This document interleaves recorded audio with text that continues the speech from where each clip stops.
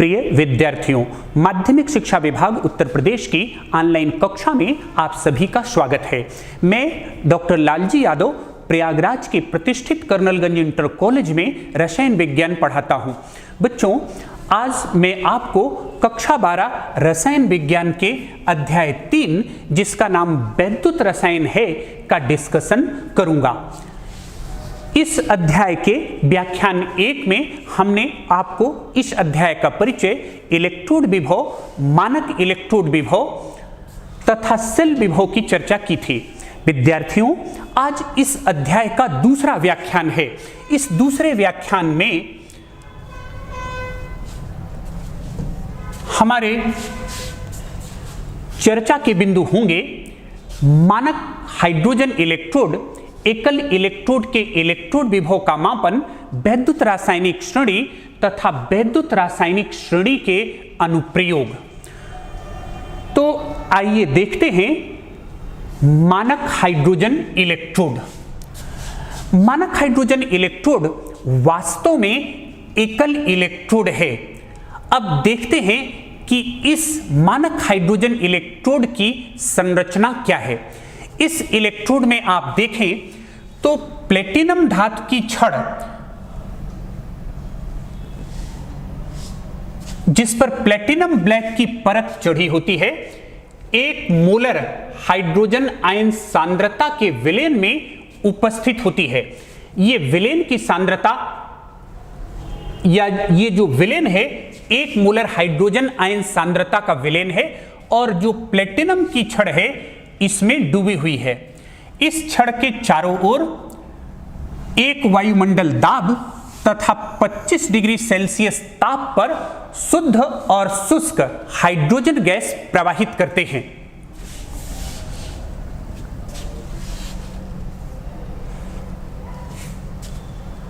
अब अगर आप इस मानक हाइड्रोजन इलेक्ट्रोड के इलेक्ट्रोड विभव की बात करें तो इसका जो इलेक्ट्रोड विभव होता है वो 0.0 वोल्ट माना गया है। मानक हाइड्रोजन इलेक्ट्रोड को 2 प्रकार से प्रदर्शित करते हैं। यहां आपके सामने लिखा है एनोड के रूप में और कैथोड के रूप में। इसका आशय आपको स्पष्ट करते हैं। इसका आशय यह है विद्यार्थियों कि मानक हाइड्रोजन इलेक्ट्रोड एक रेफरेंस इलेक्ट्रोड है। रेफरेंस इलेक्ट्रोड का आशय यह है कि इसे हम अन्य इलेक्ट्रोडों के सापेक्ष जोड़कर गैल्वानी सेल बनाते हैं। तो जिस गैल्वानी सेल में ये एनोड के रूप में प्रदर्शित होगा या जिस गैल्वानी सेल में ये एनोड बनेगा उसका प्रदर्शन ऐसा होगा, और जिस गैल्वानी सेल में ये कैथोड बनेगा उसका प्रदर्शन ऐसा होगा। इसे और आपको स्पष्ट कर दूं कि ये जो आपको लिखा है H2/H+, ये ऑक्सीकरण को व्यक्त करता है, और ये जो लिखा है H+/H2 ये अपचयन को व्यक्त करता है। आप भली भांति जानते हैं कि गैल्वानी सेल में एनोड पर ऑक्सीकरण तथा कैथोड पर अपचयन होता है, और इलेक्ट्रॉन त्याग करना ऑक्सीकरण है तथा इलेक्ट्रॉन ग्रहण करना अपचयन है। H2 से H+ तभी बनेगा जब इलेक्ट्रॉन त्याग किया जाएगा, और H+ से H2 तभी बनेगा जब इलेक्ट्रॉन ग्रहण किया जाएगा।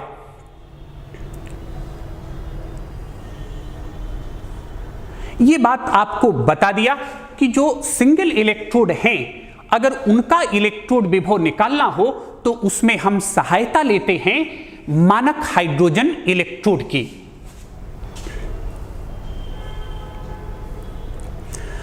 अब ये आपके सामने बच्चों डिस्कस करते हैं कि एकल इलेक्ट्रोड के इलेक्ट्रोड विभव का मापन कैसे किया जाता है। सबसे पहले बात ये कि एकल इलेक्ट्रोड होता क्या है। ये आपके सामने जिंक एकल इलेक्ट्रोड और कॉपर एकल इलेक्ट्रोड प्रदर्शित हैं। तो एकल इलेक्ट्रोड में किसी धातु की छड़ उसके लवण के विलयन में उपस्थित होती है। जैसे ये आपके सामने जिंक एकल इलेक्ट्रोड है, तो इसमें ये जो जिंक रॉड है ये जिंक लवण के विलयन में उपस्थित है, और इस कॉपर एकल इलेक्ट्रोड में ये कॉपर की रॉड कॉपर लवण के विलेन में उपस्थित है।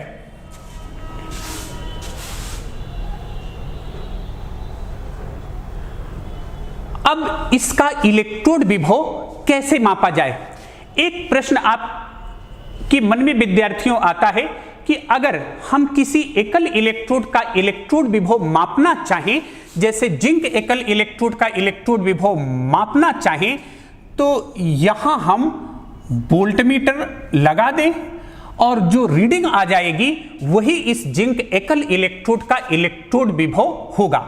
तो ऐसा करके आप देख सकते हैं, जब आप इससे वोल्टमीटर जोड़ेंगे तो यहां आपको कोई मान प्राप्त नहीं होगा, क्योंकि मान प्राप्त होने के लिए इलेक्ट्रॉन या धारा का प्रवाह होना चाहिए, और एकल इलेक्ट्रोड से जब आप वोल्टमीटर जोड़ेंगे तो किसी भी धारा का प्रवाह नहीं होगा, क्योंकि इलेक्ट्रॉन यहां से आगे नहीं बढ़ रहा है। तो अब यह सवाल आता है कि एकल इलेक्ट्रोड का इलेक्ट्रोड विभव कैसे निकाला जाए। तो यहां यह आपके सामने लिखा हुआ है कि किसी भी एकल इलेक्ट्रोड के निरपेक्ष विभव को मापना संभव नहीं है।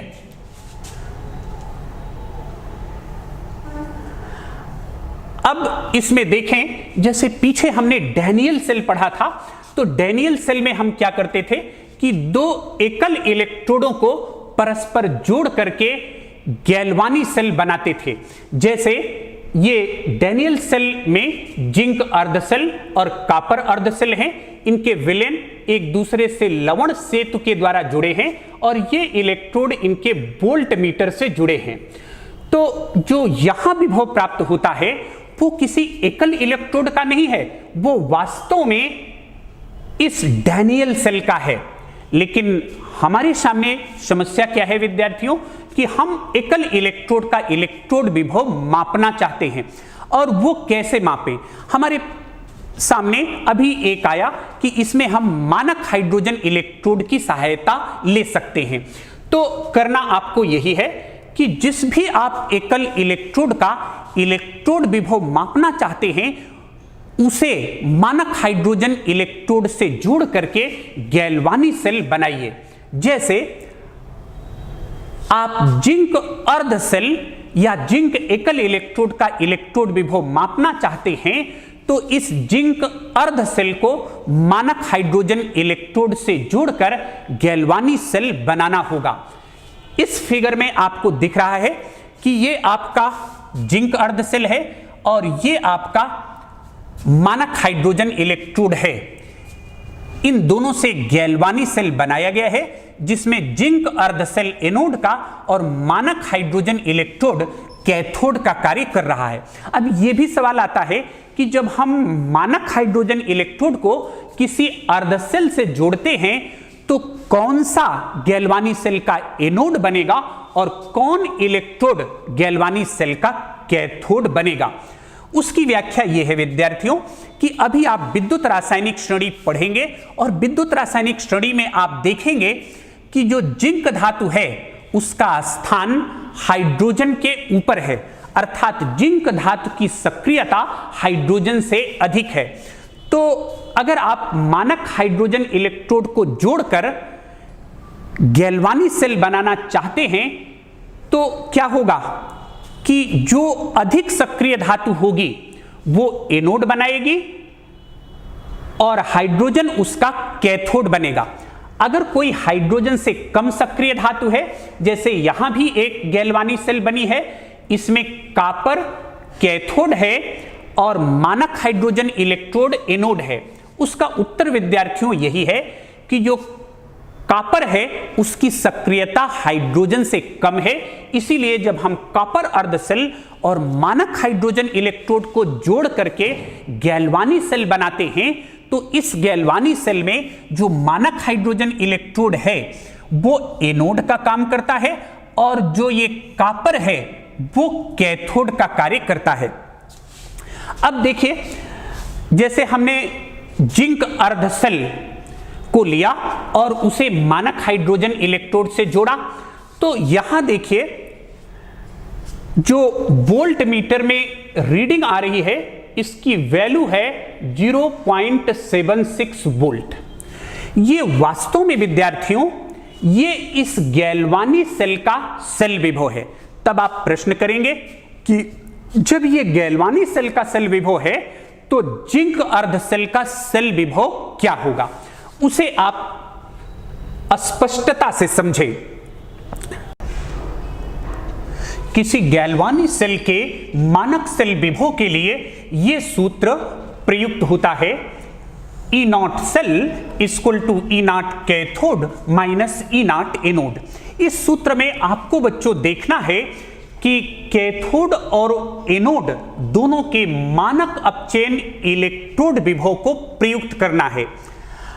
अगर हम इस जिंक अर्ध सेल के लिए देखें जिसके साथ हमने मानक हाइड्रोजन इलेक्ट्रोड को जोड़कर गैल्वानी सेल बनाया, तो इसके E नॉट सेल की वैल्यू है 0.76 वोल्ट और हाइड्रोजन इलेक्ट्रोड इसका कैथोड है और ये जो जिंक अर्ध सेल है इसका एनोड है।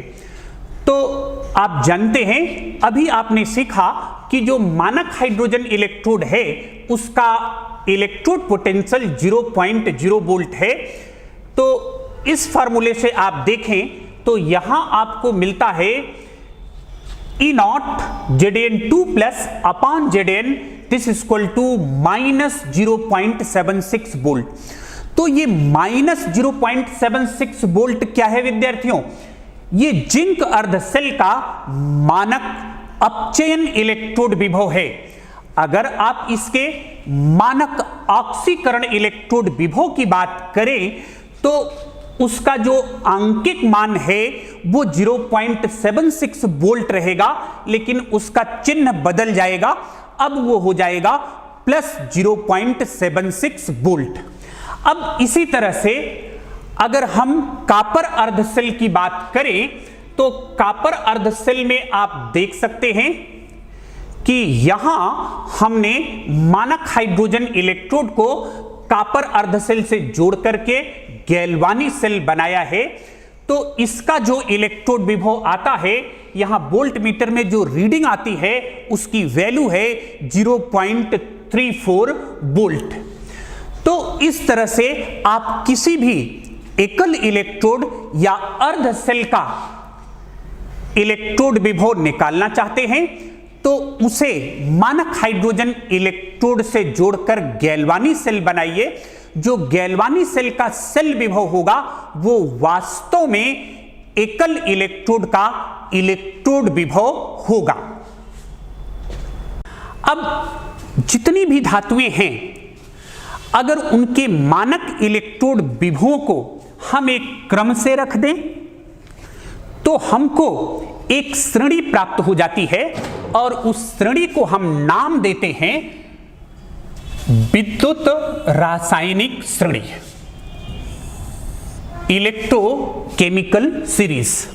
अब ये इलेक्ट्रोकेमिकल सीरीज में आप देखें, कहते हैं कि विभिन्न धातुओं के मानक इलेक्ट्रोड विभवों को क्रम में रखने से जो श्रेणी प्राप्त होती है वही वैद्युत रासायनिक श्रेणी कहलाती है। यह बात आपको बहुत स्पष्ट कर दी गई कि वैद्युत रासायनिक श्रेणी बनाने में मानक अपचयन इलेक्ट्रोड विभवों को मानक माना गया है। यह आपके सामने धातुओं की वैद्युत रासायनिक श्रेणी दिख रही है। इसमें अगर आप देखें तो सबसे टॉप पर लिथियम है जिसका मानक अपचयन इलेक्ट्रोड विभव ये वैल्यू है और वो वैल्यू है -3.04 वोल्ट।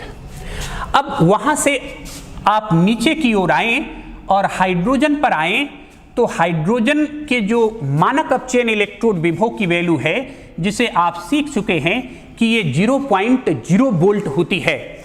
अगर आप नीचे की ओर देखें तो हाइड्रोजन से ठीक नीचे कॉपर है और कॉपर का भी आपने देखा था कि मानक अपचयन इलेक्ट्रोड विभव प्लस 0.34 वोल्ट है।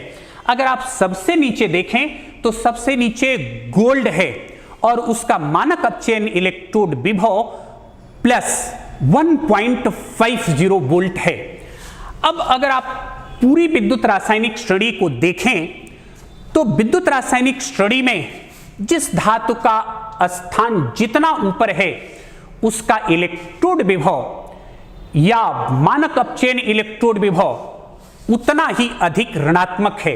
हाइड्रोजन पर आकर के 0 हो जाता है और उसके बाद धनात्मक वैल्यू प्रारंभ हो जाती है। अब इस वैद्युत रासायनिक श्रेणी से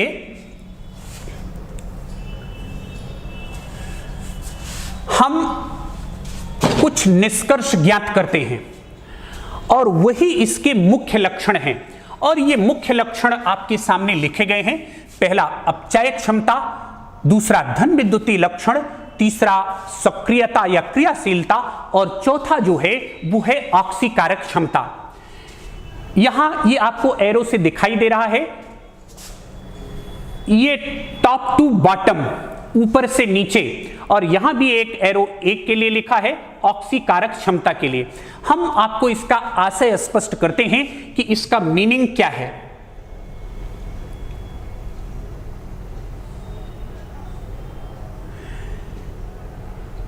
इसका आशय यह है विद्यार्थियों कि अगर आप विद्युत रासायनिक श्रेणी में ऊपर से नीचे जाएं तो अपचायक क्षमता, धन विद्युतीय लक्षण तथा सक्रियता घटती जाती है किंतु ऑक्सीकारक क्षमता बढ़ती जाती है। अब इसको आप और एक्सप्लेन करें तो ये बात आती है, कहते हैं कि हाइड्रोजन से जो ऊपर धातुएं हैं वो हाइड्रोजन से प्रबल अपचायक हैं, हाइड्रोजन से जो नीचे धातुएं हैं वो हाइड्रोजन से दुर्बल अपचायक हैं। इसी प्रकार से हाइड्रोजन से ऊपर स्थित धातुएं ज्यादा सक्रिय हैं, हाइड्रोजन से कम नीचे स्थित धातुएं कम सक्रिय हैं। तो इस तरह से आप इन गुणों को, 4 गुणों को पूरी विद्युत रासायनिक श्रेणी से जोड़ सकते हैं।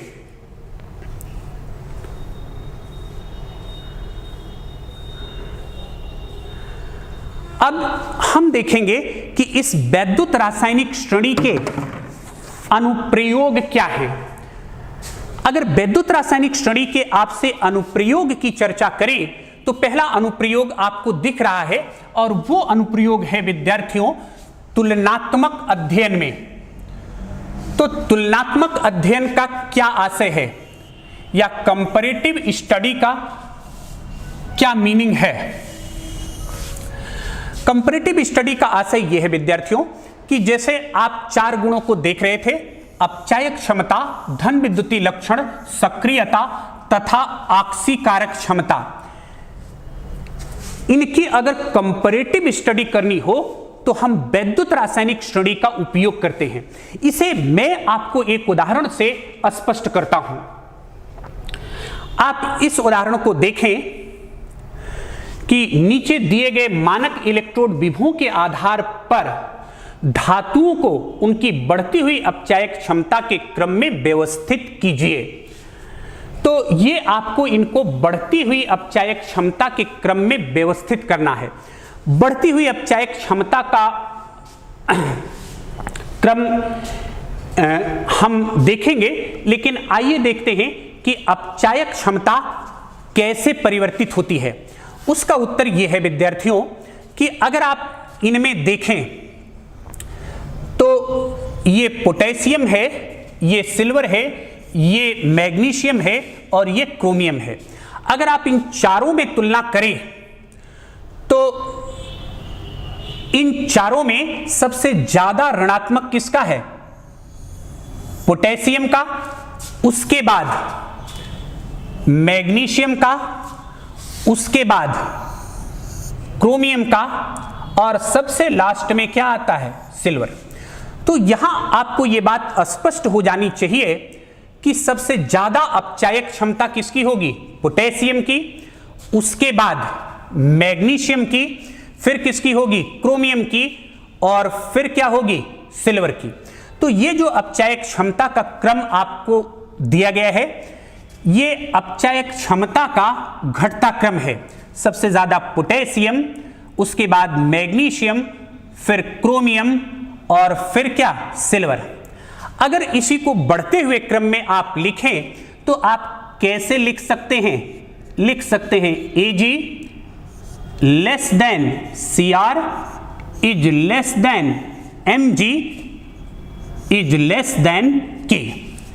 तो ये आपकी अपचायक क्षमता का बढ़ता क्रम होगा और ये ऊपर जो लिखा है वो आपकी अपचायक क्षमता का घटता क्रम है। क्रम लिखने से अपचायक क्षमता परिवर्तित नहीं होती। दोनों में आप देखें, इसमें भी सबसे ज्यादा अपचायक क्षमता पोटेशियम की है, क्योंकि इन चारों धातुओं में सबसे ज्यादा मानक इलेक्ट्रोड विभव पोटेशियम का है, लेकिन किस साइन के साथ? ऋणात्मक साइन के साथ। और वहां आप देखते हैं विद्युत रासायनिक स्टडी में कि जिस धातु का मानक इलेक्ट्रोड विभव जितना अधिक ऋणात्मक होगा उसकी अपचायक क्षमता उतनी ही अधिक होगी।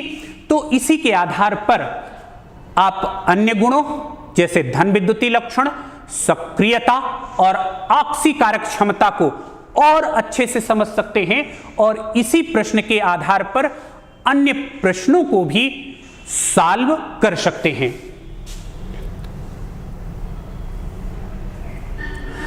अगला जो विद्युत रासायनिक स्टडी का आपके सामने अनुप्रयोग है विद्यार्थियों, वो है विस्थापन अभिक्रियाएं। विस्थापन अभिक्रियाओं में हम पहले चर्चा करेंगे धातुओं का विस्थापन। तो जैसे अभी आप देखें तो ये आपके सामने ये एक विस्थापन अभिक्रिया लिखी गई है, CuSO4 plus Zn, this is equal to ZnSO4 plus Cu। इसमें क्या विस्थापित हो रहा है? इसमें जो कॉपर है वो जिंक से विस्थापित हो रहा है, या जिंक धातु कॉपर सल्फेट से कॉपर को विस्थापित कर देती है। तो कहते हैं कि इसकी व्याख्या क्या है? इसकी व्याख्या यह है बच्चों, कहते हैं कि विद्युत रासायनिक श्रेणी में जिस धातु की सक्रियता अधिक होती है वो अपने से कम सक्रिय धातु को उसके लवण के विलयन से विस्थापित कर देती है। यहां आपको बिल्कुल क्लियर हो गया कि जिंक की सक्रियता कॉपर से अधिक है, इसीलिए जिंक धातु कॉपर सल्फेट जो कॉपर का एक लवण है उससे कॉपर को विस्थापित कर देती है। अगर आप इसकी और व्याख्या जानना चाहें तो इसकी व्याख्या यह है विद्यार्थियों कि अधिक सक्रियता के कारण जिंक का ऑक्सीकरण होता है और विलयन में जो कॉपर आयन हैं वो इलेक्ट्रॉन ग्रहण करके अपचयित हो जाते हैं, जिसके कारण यह विस्थापन अभिक्रिया संपन्न हो जाती है। इस पर आधारित आपको और भी प्रश्न दिए गए हैं, जैसे यह है कि कॉपर धातु सिल्वर नाइट्रेट विलयन से सिल्वर को विस्थापित कर देती है। क्यों? क्योंकि कॉपर की सक्रियता सिल्वर से अधिक है। कैसे पता चला? विद्युत रासायनिक श्रेणी से। यह दूसरा प्रश्न भी है कि आयरन धातु कॉपर सल्फेट विलयन से कॉपर को विस्थापित करती है किंतु सिल्वर नहीं कर पाती। क्यों? उसका उत्तर भी स्पष्ट है कि आयरन इसलिए कॉपर सल्फेट विलयन से कॉपर को विस्थापित करती है क्योंकि कॉपर की सक्रियता आयरन से कम है या आयरन की सक्रियता कॉपर से ज्यादा है, जबकि सिल्वर की सक्रियता कॉपर से कम है। अब यह दिया गया है कि धातुओं द्वारा अम्लों से हाइड्रोजन विस्थापन। तो यहां बहुत स्पष्ट है कि विद्युत रासायनिक श्रेणी में जो धातु हाइड्रोजन से प्रबल अपचायक है, और आप बताएं हाइड्रोजन से प्रबल अपचायक कौन होगी?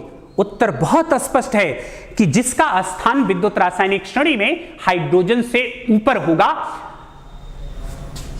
वो अम्लों से हाइड्रोजन को विस्थापित कर देगी। इसीलिए ये जिंक धातु सल्फ्यूरिक अम्ल से हाइड्रोजन को विस्थापित कर दे रही है।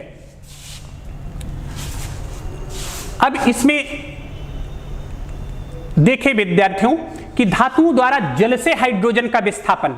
अब यह बात आती है कि आयरन तथा विद्युत रासायनिक श्रेणी में आयरन से ऊपर की धातुएं उदासीन जल से हाइड्रोजन को विस्थापित कर देती हैं। इसमें एक क्वेश्चन आपसे आता है कि क्या कारण है कि सोडियम धातु ठंडे जल से, मैग्नीशियम धातु गर्म जल से और Fe जलवाष्प से क्रिया करती है। अब आप देखें कि ये तीनों धातुएं जल से क्रिया कर रही हैं, फिर भी ऐसा क्यों है कि सोडियम ठंडे जल से ही क्रिया कर लेती है, मैग्नीशियम गर्म जल से और Fe जलवाष्प से क्रिया करती है। उसका उत्तर देखिए विद्यार्थियों, देखिए विद्युत रासायनिक श्रेणी में इन तीनों में सबसे ऊपर स्थान सोडियम का है, मैग्नीशियम का स्थान उससे नीचे है और आयरन का स्थान इन तीनों से नीचे है। तो ऊपर से नीचे जाएंगे तो सक्रियता कम हो जाएगी, और यहां जब गर्म जल करते हैं या जलवाष्प करते हैं तो ताप बढ़ाने से सक्रियता बढ़ जाती है। इसीलिए ये साधारण जल से क्रिया ना करके इनमें गर्म जल और जलवाष्प लगानी पड़ती है। अब ये बात आई है, ये भी अनुप्रयोग है विद्युत रासायनिक श्रेणी का कि धातु ऑक्साइडों का हाइड्रोजन द्वारा अपचयन। अब इसमें आप क्या कहेंगे कि विद्युत रासायनिक श्रेणी में आयरन से कम सक्रिय धातुओं के ऑक्साइडों को हाइड्रोजन गैस की धारा में गर्म करने पर धातु ऑक्साइड का धातु और जल में अपचयन हो जाता है। ये दो आपके सामने उदाहरण दिया गया है, एक निकल ऑक्साइड का है और एक क्यूप्रिक ऑक्साइड का है। और हाइड्रोजन देखिए, जैसे निकल ऑक्साइड का अपचयन निकल में और क्यूप्रिक ऑक्साइड का अपचयन कॉपर में कर देती है। इसी तरह का एक उदाहरण और है जो विद्युत रासायनिक श्रेणी पर आधारित है कि धातु ऑक्साइडों का तापीय अपघटन। जैसे आपको लिखा है, ये मर्क्यूरिक ऑक्साइड गर्म करने पर मरकरी और ऑक्सीजन देता है, ये सिल्वर ऑक्साइड गर्म करने पर सिल्वर और ऑक्सीजन देता है, और ये जो गोल्ड ऑक्साइड है ये गर्म करने पर गोल्ड और ऑक्सीजन देता है। तो इसी को कहते हैं कि ये हीटिंग का साइन बना हुआ है कि ये ऑक्साइड गर्म करने पर अपघटित हो जाते हैं। तो कहते हैं कि इसकी व्याख्या विद्युत रासायनिक श्रेणी के आधार पर आप कैसे करेंगे। उसका उत्तर है कि धातु ऑक्साइडों का जो स्थायित्व है वो धन विद्युतीय लक्षण घटने के साथ घटता है। आप जानते हैं कि विद्युत रासायनिक श्रेणी में ऊपर से नीचे जाएं तो धन विद्युतीय लक्षण घटता जाता है, और जब धन विद्युतीय लक्षण घटता जाता है तो धातु ऑक्साइडों का स्थायित्व भी घटता जाता है।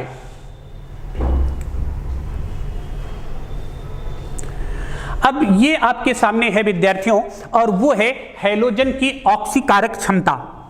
आप जानते हैं कि वर्ग 17 के तत्व जिसमें फ्लोरीन, क्लोरीन, ब्रोमीन और आयोडीन हैं, ये हैलोजन कहलाते हैं। ये समुद्री जल में लवण के रूप में पाए जाते थे, इसीलिए इनका नाम हैलोजन पड़ गया। तो आप देखें, अगर इनके मानक अपचयन इलेक्ट्रोड विभव की बात करें तो सबसे ज्यादा धनात्मक फ्लोरीन का है और सबसे कम धनात्मक आयोडीन का है, और इसीलिए आप देखें कि सबसे ज्यादा ऑक्सीकारक क्षमता फ्लोरीन की और सबसे कम ऑक्सीकारक क्षमता आयोडीन की है। ये आपके फ्लोरीन, क्लोरीन, ब्रोमीन, आयोडीन जो हैलोजन हैं उनकी ऑक्सीकारक क्षमता का क्रम है, और इसे भी मानक अपचयन इलेक्ट्रोड विभव से जोड़ा गया है जो विद्युत रासायनिक श्रेणी में प्रदर्शित होता है। अब इस व्याख्यान पर आधारित ये असाइनमेंट आपके पास है बच्चों। पहला सवाल है कि निम्नलिखित धातुओं को उस क्रम में व्यवस्थित कीजिए जिसमें वे एक दूसरे को उनके लवण के विलयन से प्रतिस्थापित कर देते हैं। तो इसकी बहुत स्पष्ट व्याख्या की गई, ये धातुएं दी गई हैं, तो आपको देखना है कि इसमें सबसे ज्यादा सक्रियता किसकी है। दूसरा सवाल आपका, ये दो निम्नलिखित अभिक्रियाओं वाले गैल्वानी सेल का मानक सेल विभव परिकलित कीजिए। ये आपको दिया गया है, दो समीकरण दिए गए हैं, और इसमें आपका कौन सा फॉर्मूला यूज होगा, जो बताया था कि E0 cell equal to E0 cathode minus E0 anode. ये आपके सामने एक तीसरा सवाल है कि चार धातुओं A, B, C तथा D के मानक इलेक्ट्रोड विभव दिए गए हैं। इन धातुओं को इनकी घटती हुई सक्रियता के क्रम में व्यवस्थित करना है। तो उसका उत्तर यही है कि उस धातु की सक्रियता सबसे ज्यादा होगी जिसका मानक अपचयन इलेक्ट्रोड विभव सबसे अधिक ऋणात्मक होगा। तो इसमें अगर आप देखें तो सबसे ज्यादा ऋणात्मक किसका है, सबसे ज्यादा ऋणात्मक ये -2.0 वोल्ट है जो B के लिए है, तो सबसे ज्यादा B की होगी। उसके बाद इसी तरह से आप देखें तो फिर D की होगी, फिर C की होगी, और फिर ये वैल्यू किसके लिए आएगी, A के लिए आएगी। तो इन असाइनमेंट को बच्चों आप करिएगा। अभी हम व्याख्यान 3 में आपके सामने इसी अध्याय के और तथ्यों की चर्चा करेंगे। बहुत बहुत धन्यवाद।